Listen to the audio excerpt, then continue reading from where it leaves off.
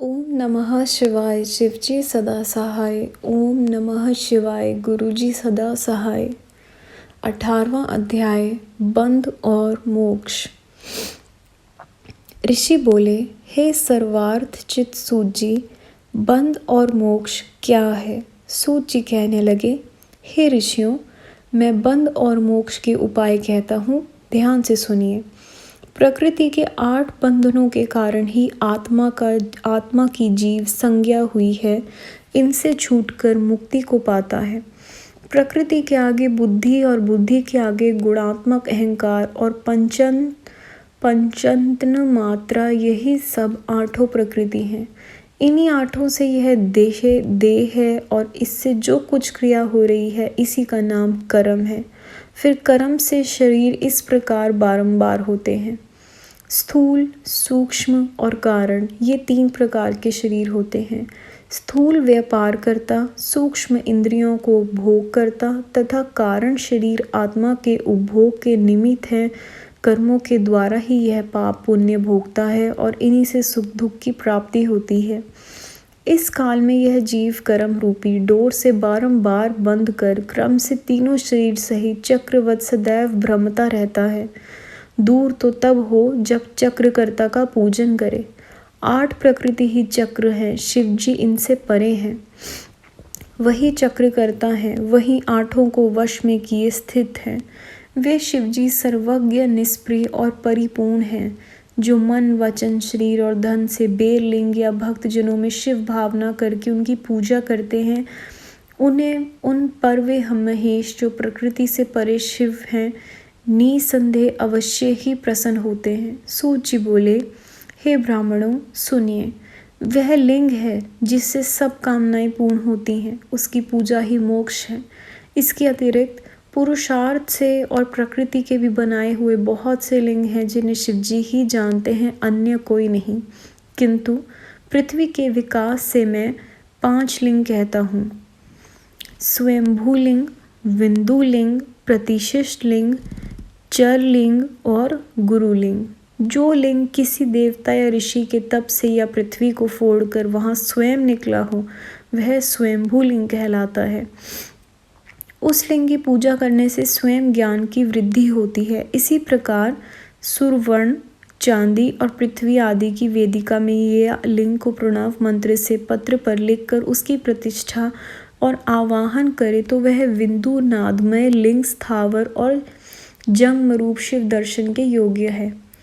यूं तो जिसमें शिवजी का विश्वास हो उसमें ही वह फल देते हैं। विधि पूर्वक लिंग को संपुट पात्र में रखकर पृथक गृह में स्थापन करे और नित्य भोजन निवेदन करे, परंतु यह गृहस्थ के लिए उचित है।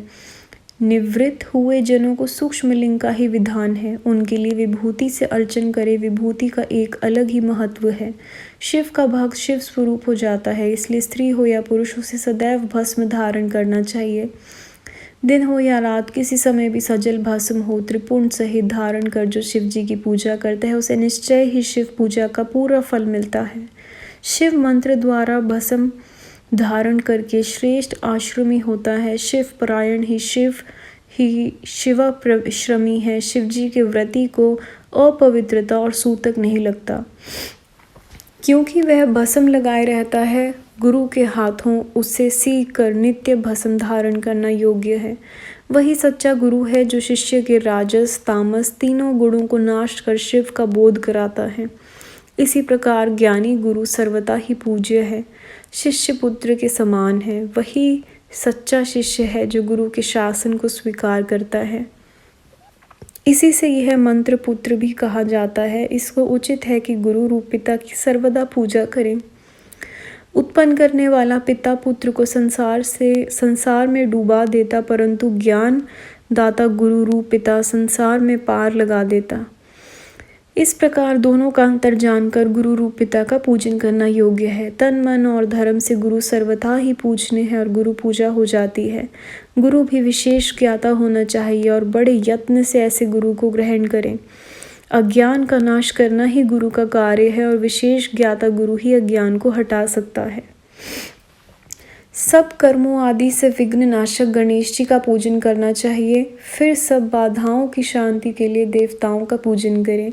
दैहिक, दैविक और भौतिक तीनों प्रकार के दोष पाप देवादिक पूजन से शांत हो जाते हैं।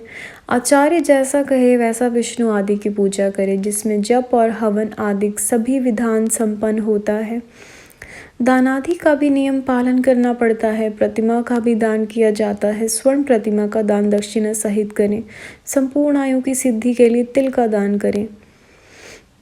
व्याधि दूर करने के लिए घृत का पात्र दान देवे। 1000 ब्राह्मण का भोजन करावे। दरिद्र हो तो गौ को भोजन करावे, अथवा और भी धनाभाव हो तो यथाशक्ति भोजन करावें। भूत आदि की शांति के लिए भैरव जी की पूजा करें और सबके अंत में श्री शिव जी का महाअभिषेक करें तथा उन्हें नैवेद्य समर्पण कर ब्राह्मणों को भोजन कराएं। यदि इस प्रकार का शांति यज्ञ प्रत्येक वर्ष फाल्गुन मास में करें तो बहुत से दोषों की शांति हो जाती है। परंतु ऐसा सविधि दक्षिणा युक्त यज्ञात्मिक कर्म धनाभाव के कारण करने में असमर्थ हो तो स्नान करके कुछ दान दें और 108 मंत्र द्वारा सूर्य को नमस्कार करें। इस नमस्कार करें 10,000 लक्ष अथवा करोड़ नमस्कार करें। इस प्रकार के नमस्कार रूप यज्ञ से संपूर्ण देवता प्रसन्न हो जाते हैं। फिर शिव भगवान से इस प्रकार प्रार्थना करें कि हे शिव जी, आप सगुण और प्रकाशमय हैं। आपके स्वरूप को मैंने अपनी बुद्धि अर्पण कर दी और जो कुछ भी मेरा है वह सब मुझ सहित आपका है। मैं अपनी देह से नम्र हूँ। हे प्रभु, आप महान हैं और आपके होने से ही मेरा स्वरूप शून्य नहीं है, क्योंकि मैं आपका दास हूँ। इस प्रकार की प्रार्थना कर नमस्कार पूर्वक आत्मयज्ञ की कल्पना करें और आचार्य एवं गुरु जैसा बतलावें वैसा पाप नाशक विधान करें। शिव धर्मों में प्रदक्षिणा सबसे श्रेष्ठ है। क्रिया से युक्त जप रूप प्रणव ही प्रदक्षिणा है। जन्म और मरण माया चक्र है और इसी को शिव का बलिपीठ कहते हैं। बलिपीठ से प्रारंभ करके प्रदक्षिणा के क्रम से नमस्कार द्वारा आत्मसमर्पण करें, अर्थात जन्म और मरण दोनों को शिव की माया में अर्पण कर दें। शिव जी की माया में अर्पण करने से फिर आत्मा को जन्म मरण नहीं प्राप्त होता और मुक्त हो जाता है। जब तक शरीर क्रिया के अधीन है तब तक वृद्ध होने से यह जीव कहा जाता है और स्थूल, सूक्ष्म और कारण तीनों शरीरों को वश में करने पर विद्वानों द्वारा यही मुक्त कहा जाता है और शिव जी ही उस माया चक्र के प्रणेता हैं। शिव जी की सबके परम कारण हैं। शिव जी की माया में अर्पित द्वंद्व का शिव जी ही निवारण करते हैं। जब हम शिव द्वारा कल्पित द्वंद्व को शिव में अर्पण कर देते हैं तब उसके निवारण करता शिव जी निश्चय ही उसका निवारण कर देते हैं।